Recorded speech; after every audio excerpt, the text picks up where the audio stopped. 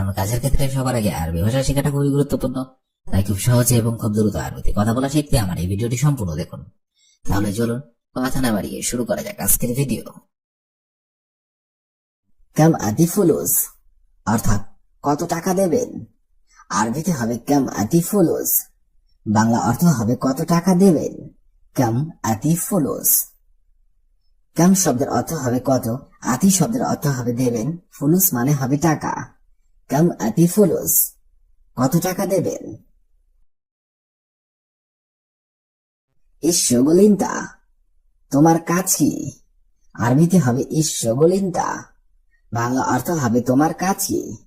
ইশগুল ইনতা। ইশ শব্দের অর্থ হবে কি, শগুল মানে হবে কাজ, ইনতা মানে হবে তোমার। ইশগুল ইনতা, তোমার কাজ কি। সাউই শগুল, কাজ করবে। সাউই শগুল, বাংলা অর্থ হবে কাজ করবে। সাউই শগুল, সাউই শব্দের অর্থ হবে করা, শগুল মানে হবে কাজ। সাউই শগুল, কাজ করবে। আনা মাফি মালুম আরবি, আমি আরবি বুঝি না। আরবিতে হবে আনা মাফি মালুম আরবি, আমি আরবি বুঝি না। আনা মাফি মালুম আরবি। আনা শব্দের অর্থ হবে আমি, মাফি মালুম মানে হবে বুঝি না, আরবি মানে হবে আরবি। আনা মাফি মালুম আরবি, আমি আরবি বুঝি না। আনা মালুম আরবি শুয়াইয়া শুয়াইয়া, আমি আরবি বুঝি অল্প অল্প। আনা মালুম আরবি শুয়াইয়া শুয়াইয়া, বাংলা অর্থ হবে আমি আরবি বুঝি অল্প অল্প। আনা মালুম আরবি শুয়াইয়া শুয়াইয়া। আনা শব্দের অর্থ হবে আমি, মালুম মানে হবে বুঝি, আরবি শব্দের অর্থ হবে আরবি, শুয়াইয়া শুয়াইয়া শব্দের অর্থ হবে অল্প অল্প অথবা কিছু কিছু। আনা মালুম আরবি শুয়াইয়া শুয়াইয়া, আমি আরবি বুঝি অল্প অল্প। আনা জেদিদ, আনা লাজিম শুগল, আমি নতুন, আমার কাজ দরকার। আনা জেদিদ, আনা লাজিম শুগল, আমি নতুন, আমার কাজ দরকার। আনা শব্দের অর্থ হবে আমি অথবা আমার, জেদিদ মানে হবে নতুন, লাজিম মানে দরকার, শুগল মানে কাজ। আনা জেদিদ, আমি নতুন, আনা লাজিম শুগল, আমার কাজ দরকার। ওয়া জেদিদ নফর, সে নতুন লোক অথবা তিনি নতুন লোক। ওয়া জেদিদ নফর, সে নতুন লোক। ওয়া শব্দের অর্থ হবে সে অথবা তিনি, জেদিদ মানে হবে নতুন, নফর মানে হবে লোক। ওয়া জেদিদ নফর, সে নতুন লোক। ইনতা মালুম হাদা শুগল, তুমি এই কাজ জানো। আরবিতে হবে ইনতা মালুম হাদা শুগল, বাংলা অর্থ হবে তুমি এই কাজ জানো। ইনতা মালুম হাদা শুগল। ইনতা শব্দের অর্থ হবে তুমি, মালুম মানে হবে জানা, হাদা শব্দের অর্থ হবে এই, শুগল মানে হবে কাজ। ইনতা মালুম হাদা শুগল, তুমি এই কাজ জানো। সাওয়া আনা মাফি কালামিনতা, অর্থাৎ আমার সাথে তোমার কথা নেই। আরবিতে হবে সাওয়া আনা মাফি কালামিনতা, বাংলা অর্থ হবে আমার সাথে তোমার কথা নেই। সাওয়া আনা মাফি কালামিনতা। সাওয়া আনা মানে হবে আমার সাথে, মাফি মানে নেই, কালাম মানে কথা, ইনতা মানে তোমার। সাওয়া আনা মাফি কালামিনতা, আমার সাথে তোমার কথা নেই। ফুলুস বুকরা, টাকা আগামীকাল। আরবিতে হবে ফুলুস বুকরা, টাকা আগামীকাল। ফুলুস বুকরা। ফুলুস শব্দের অর্থ হবে টাকা, বুকরা শব্দের অর্থ হবে আগামীকাল। ফুলুস বুকরা, টাকা আগামীকাল। আনা মাইকদার হাদা শুগল, আমি এই কাজ পারবো না। আরবিতে হবে আনা মাইকদার হাদা শুগল, আমি এই কাজ পারবো না। আনা মাইকদার হাদা শুগল। আনা শব্দের অর্থ হবে আমি, মাইকদার মানে হবে পারবো না, হাদা মানে হবে এই, শুগল মানে হবে কাজ। আনা মাইকদার হাদা শুগল, আমি এই কাজ পারবো না।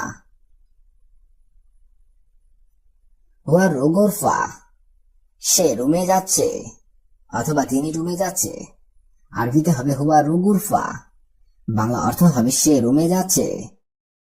হুয়া রুগুরফা, ওয়া শব্দের অর্থ হবে সে অথবা তিনি, রোজ শব্দের অর্থ হবে যাওয়া, গুরফা শব্দের অর্থ হবে রুম অথবা কক্ষ।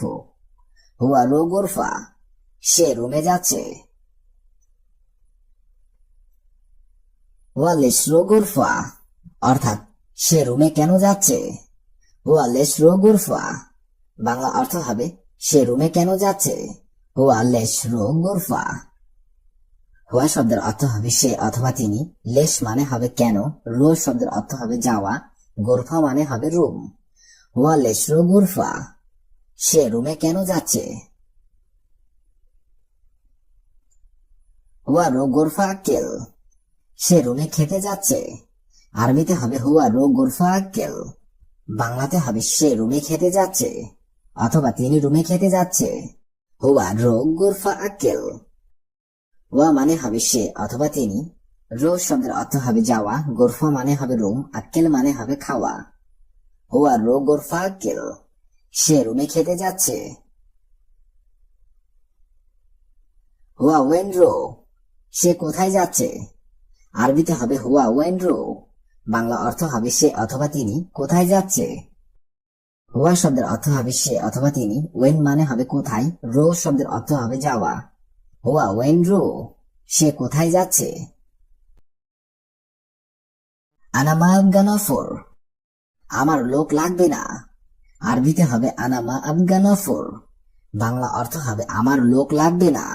আনা মাবগানফর, আনা শব্দের অর্থ হবে আমার, মায়াবগা শব্দের অর্থ হবে লাগবে না, নফর মানে হবে লোক। আনা মায়াবগানফর, আমার লোক লাগবে না। আনা আবগা খামসা নফর, আমার 5 জন লোক লাগবে। আরবিতে হবে আনা আবগা খামসা নফর, বাংলা অর্থ হবে আমার 5 জন লোক লাগবে। আনা আবগা খামসা নফর, আনা শব্দের অর্থ হবে আমার, আবগা শব্দের অর্থ হবে লাগবে, খামসা নফর শব্দের অর্থ হবে 5 জন লোক। আনা আবগা খামসা নফর, আমার 5 জন লোক লাগবে। আনা আবগা ওয়াহিদ নফর, আমার 1 জন লোক লাগবে। আরবিতে হবে আনা আবগা ওয়াহিদ নফর, বাংলা অর্থ হবে আমার 1 জন লোক লাগবে। আনা আবগা ওয়াহিদ নফর, আনা শব্দের অর্থ হবে আমার, আবগা মানে লাগবে, ওয়াহিদ নফর মানে 1 জন লোক। আনা আবগা ওয়াহিদ নফর, আমার 1 জন লোক লাগবে।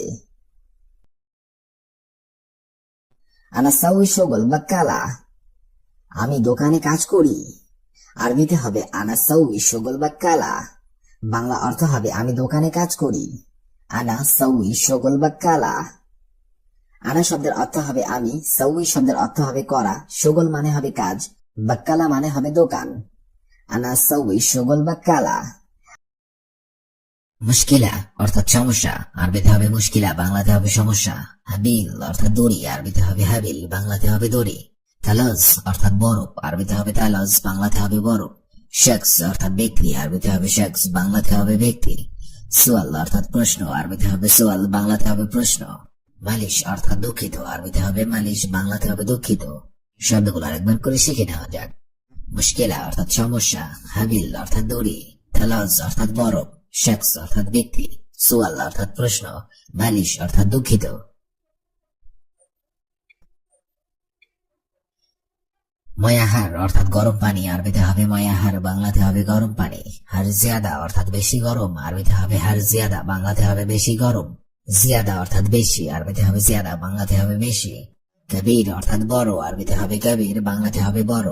সগির অর্থাৎ ছোট, আরবিতে হবে সগির, বাংলাতে হবে ছোট।